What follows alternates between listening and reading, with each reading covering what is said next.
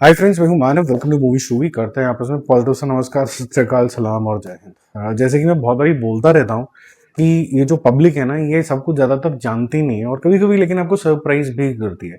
ये जो box office पे मैं जो भी रिजल्ट्स आपको कल बताए और हम बहुत पॉजिटिव तरीके से बात कर रहे थे कि हर एक मूवी ने एक तरीके से दूसरी मूवी को बीटन पास किया और सारी सक्सेसफुल हुई। और इसका मतलब ये नहीं है कि लोगों को, पब्लिक को पता है कि क्या करना है, लेकिन एक हिंट है इसके अंदर कि अगर आप ऐसी एक फिल्म बनाते हो जो जज्बात के ऊपर है, फैमिली ओरिएंटेड है, तो शायद मैं वापस आऊंगा चली चल जाएगी।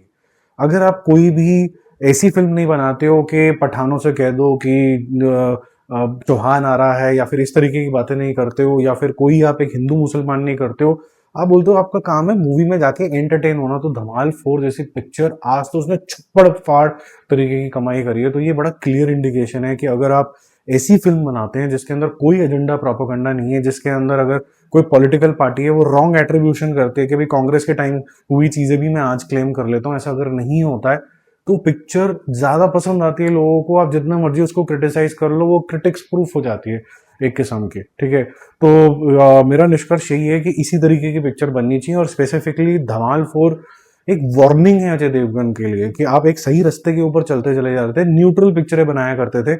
अब ये जो आप ऑफ ट्रैक हो रहे हो, ये सोच के करना है, क्योंकि ये ऑफ ट्रैक एक बार अजय देवगन भी हो चुका है, वो अक्षय कुमार भी हो चुका है पहले, और उसको 2-3 साल लगे वापस ट्रैक पे आने के लिए और उसने अपना ट्रैक पकड़ लिया। वो अब वो कर रहा है न्यूट्रल तरीके से जो वो करता आया था, जिसकी वजह से वो इतना ज्यादा पॉपुलर हुआ था। Coming back to the topic, मैं वापस आऊंगा कि जो डे 31 है वो भी 50 लाख का बिजनेस करके 62.5 पे पहुंच गया और 94 करोड़ इसके टोटल हो गए।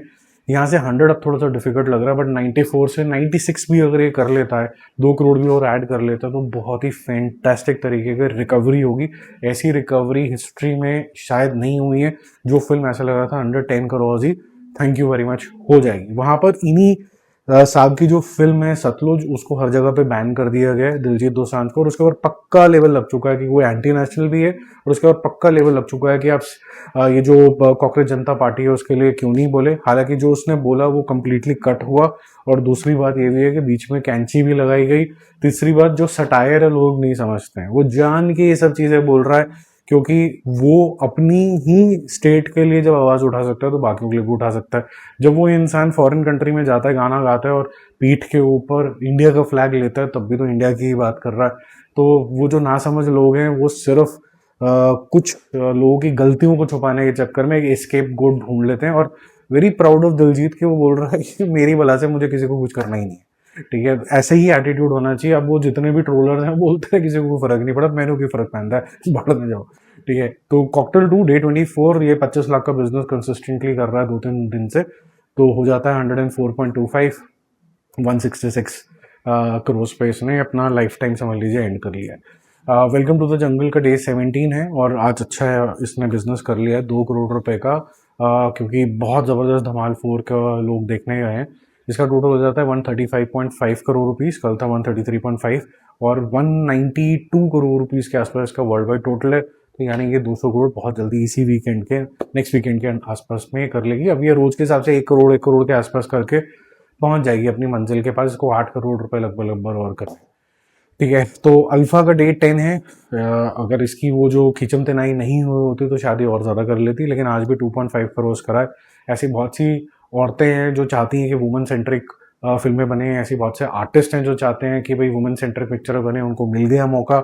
लेकिन कुछ बेवकूफ़ों की वजह से ज़्यादा इसको स्टिक्स पड़ी, but at the same time ये पिक्चर भी बहुत ज़्यादा फैंटास्टिक नहीं है। मैं दोनों चीज़ें सेम ब्रेथ में इसलिए बोल रहा हूँ। ये गलत फहमी नहीं होनी चाहिए कि पिक्चर बहुत ज़्यादा बढ़िया है, लेकिन ये गलत फहमी भी नहीं होनी चाहिए कि इसको इतना ट्रोल कर देना चाहिए था कि जिससे मतलब हिम्मतें ही लोगों की टूट जाएं। इसके अंदर कुछ कुछ एक्ट्स बहुत ज़्यादा अच्छे थे, जैसे कि शर्वरी का एक्ट काफ़ी ज़्यादा अच्छा था, आपको बहुत अच्छा एक्ट ऋतिक रोशन का लगेगा। एंड दो जो शो स्टॉपर थे वो ऑल द वे जो थे बॉबी देओल थे, यहाँ तक कि उसको एंड में डिफीट कौन करेगा ये जबरदस्ती दिखाया गया, अदरवाइज वो अनडिफीटेबल टाइप की फोर्स लग रहा था। ठीक है, तो 2.5 करोड़ करके हो गया 56.5 करोड़ पे, और क्लोज टू 89 करोड़ से 90 करोड़ के आसपास इसने अपना वर्ल्ड वाइड कलेक्शन कर लिया है। जैसे मैंने आपको अपने बिजनेस एनालिसिस वाले सेगमेंट में भी बताया था, ये 100 करोड़ क्रॉस करेगी। अब बात करते हैं इविल डेड बर्न की। ये भी जब मैंने आपको बताया था डे 1 के अंदर ही, जब इसका रिव्यू करा था कि ये लोगों को पसंद आएगी, इसका वर्ड ऑफ माउथ काफी स्ट्रांग जा रहा है। आज ये लगभग 5 से 6 करोड़ रुपए का बिजनेस करेगी, कल 5 करोड़ का किया था, कल तक का टोटल था 9 करोड़, 9+5 भी अगर मिनिमम आप लेते हो तो 14 से 15 करोड़ रुपए का बिजनेस करेगी ये, which is a very good business, और ये मेरे ख्याल से सस्टेन कर जाएगी अपना ये पूरा वीक। अब धमाल के बारे में अगर बात करें तो धमाल 4 का डे 3 है, और क्या ही डे है यार, ये फैंटास्टिक तरीके का गया, लोगों ने इसको राइट ऑफ करने की पूरी कोशिश कर ली।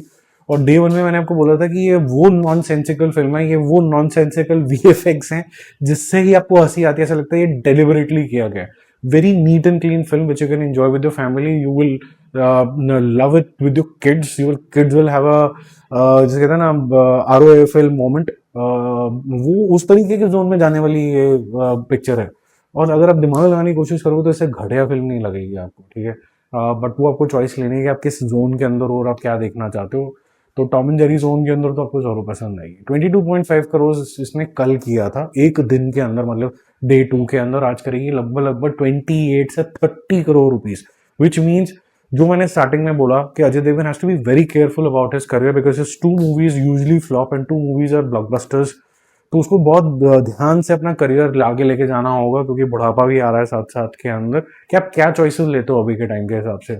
मेरे हिसाब से आपको किसी भी गवर्नमेंट को साइड नहीं करना चाहिए, वो बीजेपी हो चाहे वो कांग्रेस हो। आप न्यूट्रल फिल्में बनाओ जिससे लोग एंटरटेन हो, दृश्यम वगैरह ये एंटरटेनिंग है। जो आप करने की कोशिश कर रहे हो वो मेरे ख्याल से राइट पाथ नहीं है। हालांकि वो पिक्चर चलेगी सबसे ज्यादा क्योंकि हेट सेल्स।